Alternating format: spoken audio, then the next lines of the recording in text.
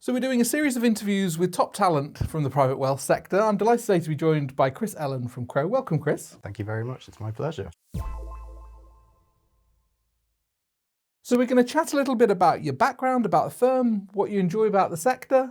So if people haven't met you at one of our lunch events before, it'd be great to have a short introduction. My name's Chris, as you say. I work for Crowe UK as a private client tax advisor. I've been doing it for about 5.5 years now. I'm really quite broad in terms of my client base. I don't really have a specific type of client I work with, but I work with a lot of OMBs, a lot of family wealth, a lot of non-doms, that kind of thing. But yeah, and it's an incredibly enjoyable and rewarding job for sure. You get to meet all sorts of people, and that's very much what I enjoy. Fantastic. Did you train at Crowe? I did, yeah. So I came straight out of uni as a graduate at Crowe, and I've been, as I say, doing it for 5.5 years now. I graduated with an accounting degree. This was very much not what I had planned to do, but I've ended up here and absolutely have no regrets. How many people would tend to join in a cohort when you started at Crowe? What kind of group were you in? So there was only me and one other guy. We graduated in the pandemic, so arguably the worst time, and everything worked out quite nicely. I had a number of offers for audit roles, but I saw the private client role, the tax role. It was something I'd never looked into before, but from the interviews and all of that and the research I'd done, I found it to be the most rewarding, or at least the most appealing. So you didn't plan on a tax career, but that's where you're at. You'd had an accounting training, exactly, and were picturing more that route. Yeah. Okay. Yeah. But there's no regrets at all from my side. I think if I'd become an auditor, I would have been very miserable in comparison.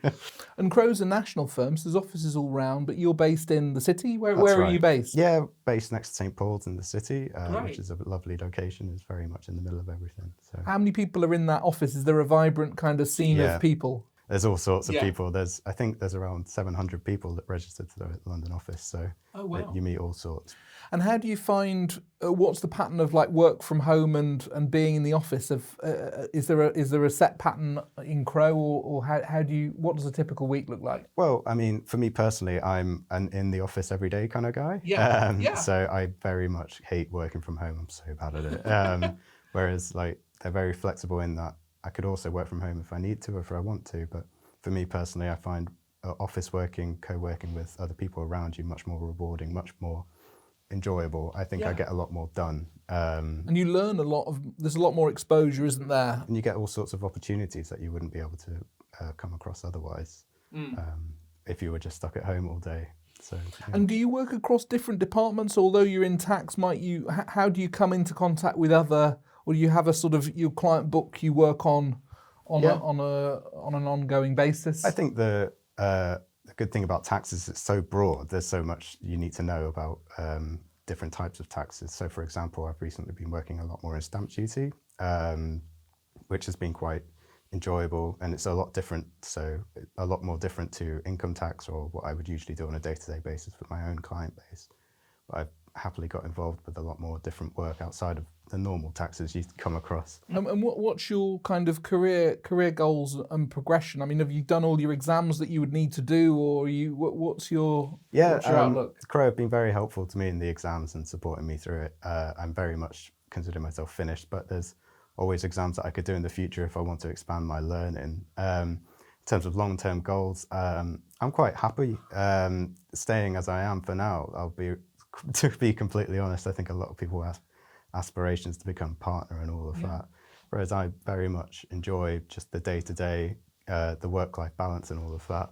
So I don't see myself progressing too far up the ladder in terms of where I am at Crowe or a different place, but I could say they're very supportive of that, and I'm very much grateful for that, for sure. What's your advice to younger people coming through? So it's very tough out there at the moment. People are studying, looking for opportunities. What would you give, if you speak to younger people coming through, what do you suggest to them? I think particularly if I was thinking about graduates, I wouldn't say that you need a degree in accounting or a similar field in order to do this job. You absolutely don't need any prior experience to pick it up. A lot of the day-to-day stuff is more dealing with clients, dealing with people, around you, and that's more of the heavy lifting. So somebody with a geography degree could easily pick this up. I wouldn't shy away from that at all.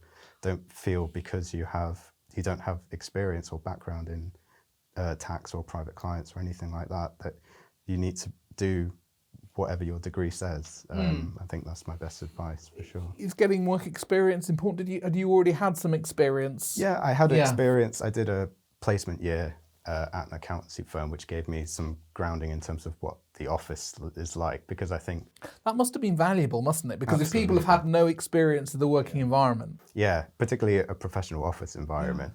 I remember coming in on my first day as an intern and thinking, because it's so quiet in here, and everyone's so serious. But once you get used to it, you realise that people always want to have a chat.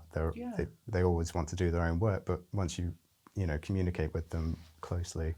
Was that at a firm in London? It was, So yeah. that in itself is quite a thing, isn't it? As a young person to be working in London is amazing. Absolutely, yeah. And the work culture and the drinks culture and all of that. Yeah, it's all part of it. Absolutely, and that's my favourite bit. And what's your approach on sort of networking as you get to know people in the sector?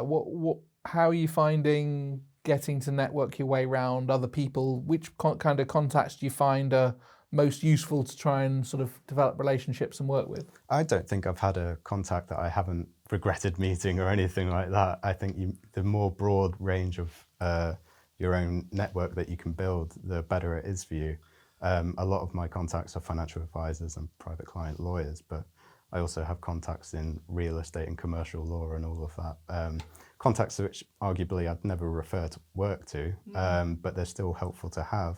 As they're nice people as well, and they can help if I need them. I can refer a client, and they can put me in touch with an appropriate person on their side as well. And as you move through, these become more important. But at this stage, it's just about getting to know people, isn't it? Absolutely. I think a lot of people go into networking with the goal of I need to sell them my clients or pass on work. But in reality, if you build these relationships while you're young or new into your career, they'll only serve you well in the long term when everyone sort of grows up, I suppose.